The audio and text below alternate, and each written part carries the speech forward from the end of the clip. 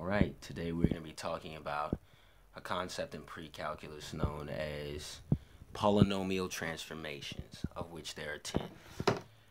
And I will show you that today. Okay, so we're going to be using the power function as our base function to help describe the 10 transformations. The first one we're going to talk about is vertical shift transformations. As you can see, the two bottom formulas I have down there, you have the base equation plus c and also the base equation minus c. These are going to be vertical shifts that you will make up and down the y-axis. Okay, for the vertical shift, I've given two examples here, one in blue and one in red. The one in blue we'll call f of 1, and the one in red we'll call f of 2.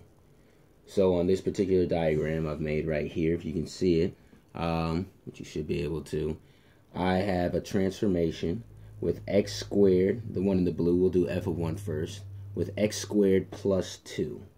So x squared plus 2, your base function, of course, is x squared. We know what that looks like, which is in its base in the green. So in the blue, we have f of x equals x squared plus 2. Therefore, you're going to vertically shift up 2 units on your on the y-axis. So you're keeping the same graph with the same curve. It's just you're going to move it up 2 units, as you can see. I also did another one, x squared minus 3. As you can see on here, that's in the red, and it's dotted. Same x squared base equation. You're just shifting it down 3 units along the y-axis. And that's your first transformation. Okay, and just to be specific, apologies for this, this is actually 2 transformations, because there are 10. It looks like there's actually 5, but there's 2 derivations on each transformation. But these are your first 2, a negative c and a positive c. Okay, now we're going to talk about horizontal shifts. Now on this one, as you can see, we're going to keep your base function, of course, which is f of x equals x squared. But now we're going to put the c within the actual parentheses of the equation, actually within there with the x. So as you can see up here in this corner right here, you have f of x equals f of x plus c. And that also means f of x equals f of x minus c. So this will also count as your horizontal shift. So I have 2 examples down here. This first one is the first one in the blue is f1 of x equals f of x plus 1 squared. So you see you still have the square, which means you still have your base equation, f of x equals x squared, of course. But then of course we put a plus 1. So in this case, when you're doing a horizontal shift, you're shifting, of course, horizontally along the x-axis in this case. So I've done plus 1 in this case, in the blue. So in the blue on this graph, we've shifted over our base equation with just 1 unit. And of course, you can use multiple numbers on this. Doesn't really matter. Just for example's sake, I also did f of x equals f of x minus 1 squared. So in this case, you'll go in the opposite direction along the x-axis. And that, as you can see in the red, that is what you'll get. So you're just taking your same base equation and you're moving it along the x-axis, compared to the vertical shift where you move up and down the y-axis. Alright, so now we're going to talk about horizontal scaling. Still keeping our same base equation, of course, which is x squared. Now, when you're doing scaling, you're now going to be kind of warping the graph in a way. So in this case, our c is going to be multiplied times our variable within the parentheses. So in this case, I have 2 examples here. f of x, f1 of x equals 2x squared. And then I have f2x equals 1/2 times x squared. Now there's a couple of rules you have to know with scaling. In this case, there's some principles with your c. Now your c, if it is a whole number, a positive whole number, you will actually compress, or how I like to say, squeeze the graph. So you have your normal x squared, which is in the green, right? And then you have, let's take our first example, f1 of x. So you're ultimately timesing your constant, the c, times 2, or a whole number in this case. It could be any whole number that's positive in this case. So in this case, when you multiply it by a whole number such as 2, you're actually going to squeeze the graph. So if you can see right here, I've squeezed in the blue dotted line, I've squeezed x squared to about half of what it normally is. So as you can see, when you times it by a whole number, you have to squeeze it or compress it. And this is in the x direction. Let me add that. That's very important too. This is in the x direction, along the x-axis in this case. So you're pulling it in along the x in either x direction. Let's look at the second one. The second one, we have our x, and it's times by 1/2, 0.5, however you want to look at it. So in this case, it is somewhat counterintuitive, but you're now going to expand your graph, or in this case, stretch it. You're going to stretch your graph by the factor of the c. So we're going to stretch it by timesing it by 1/2. We're actually kind of stretching it by 2 in the x direction. So you're expanding, as you can see right here. The red dotted line, you've actually expanded and stretched it in the x direction.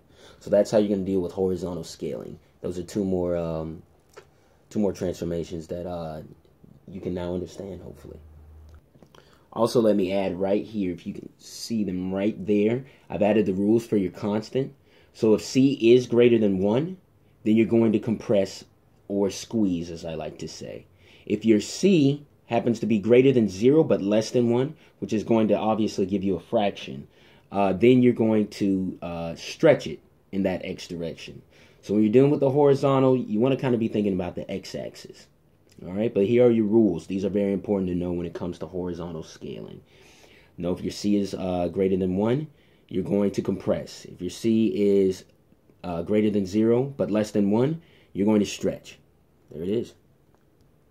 Okay, so now we're going to talk about two more transformations. This time we're going to talk about vertical scaling and its two transformations. So in this case, your c is actually going to stand outside of the equation itself, and it's going to times itself by your base function, except it's not inside the parentheses, it's outside. So that's how you know you're dealing with vertical scaling. So in this case, you're going to be squeezing and you're going to be stretching, or you're going to be compressing and stretching, however you want to say it, in the y direction, along the y-axis. So you're doing the same thing as horizontal scaling, except it's actually its mirror. Yeah, it is actually its mirror concept. So here we have the general equation right here at the top. Y equals c times f of x. Of course, our base function is still x squared. So we have two examples here. Remember, we are moving in the y direction. And here I have the rules, similar to horizontal scaling, except, like I said, it's going to be in the reverse, and you're kind of moving in the y direction. Actually, you are moving in the y direction.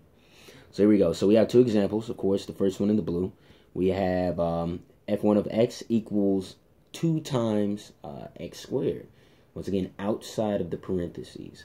So here, when you're doing that, you're actually going to stretch in the y direction.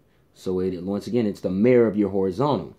So you're going to stretch in the y direction. So here we go. We have that in the blue right there. As you can see, you're stretching. So you're kind of course, you have to keep it, keep the graph where it originates, at point of origin, which is the origin, in this case on the graph. So you're actually going to grab, it's almost, I kind of think of it, like you're grabbing the top of the y, you're grabbing the top of the graph and you're pulling it up. You're kind of pulling it up from its origin right there. So as you can see in the blue, it's been made skinny because you just stretched it out like that, okay? And of course your C is greater than 1. So you're going to stretch it up, all right, in the y direction. Here we have our second one. I kept it simple. We're going to do the reverse of it. F2 of x equals 1/2 times x squared. Once again, this is outside of the parentheses where your base equation is. So here you can see with the red dots, we're just doing the reverse of horizontal scaling. So you're actually crushing it. That's how I like to think of it.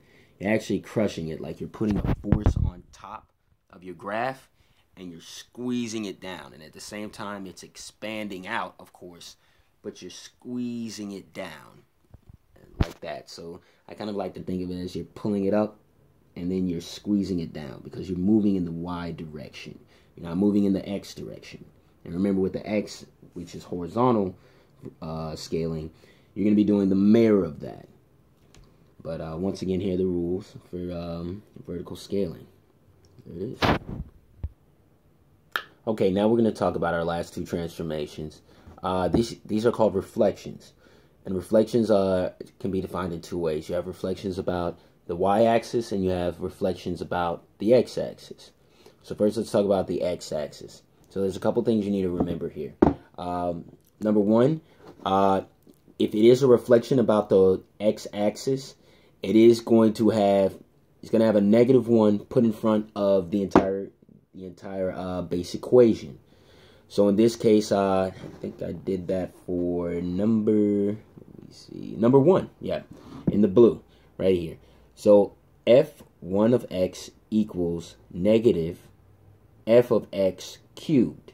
We're going to use a different base equation this time. We'll actually go back to the x squared just to prove a point. But we're going to use x cubed at this point. So if you can see it, it's kind of hard to make out. We used the x cubed function. So in this case, it's going to be reflected about the x-axis because we put a -1 in front of the entire equation.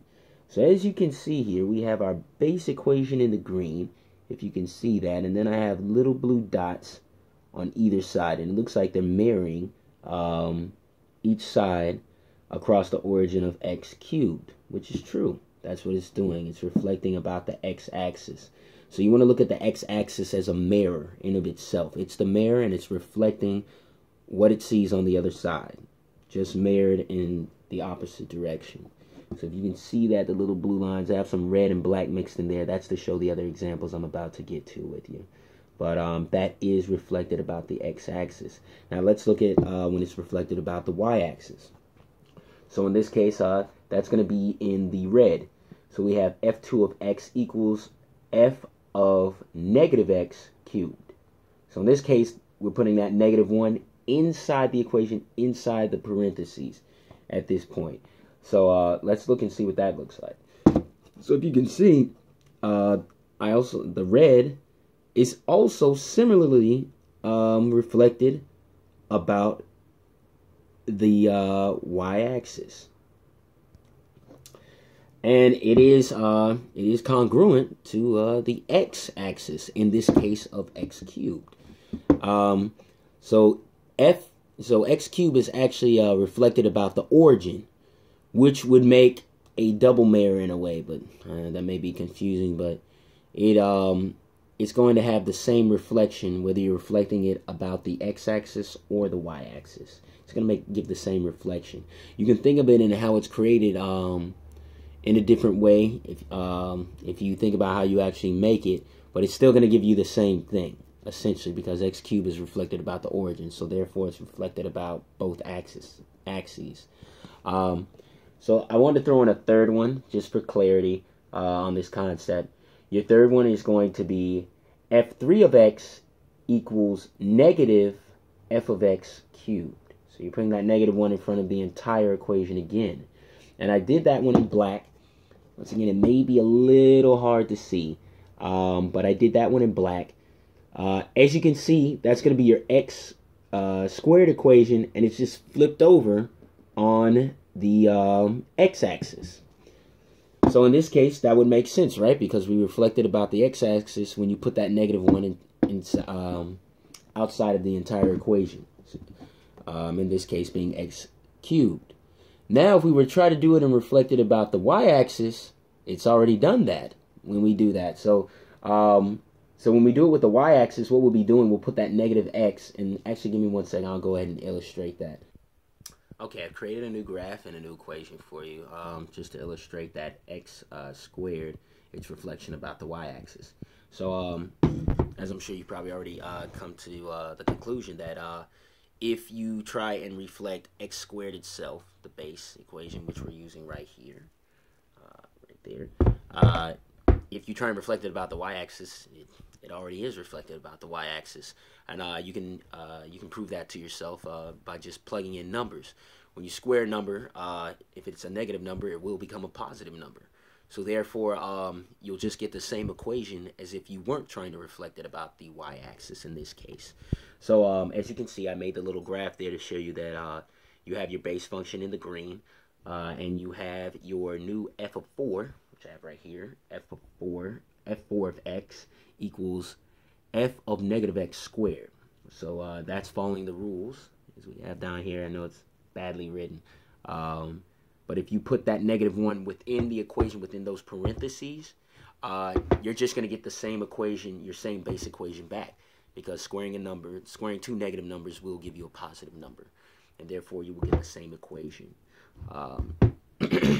So once again, I think I said that already.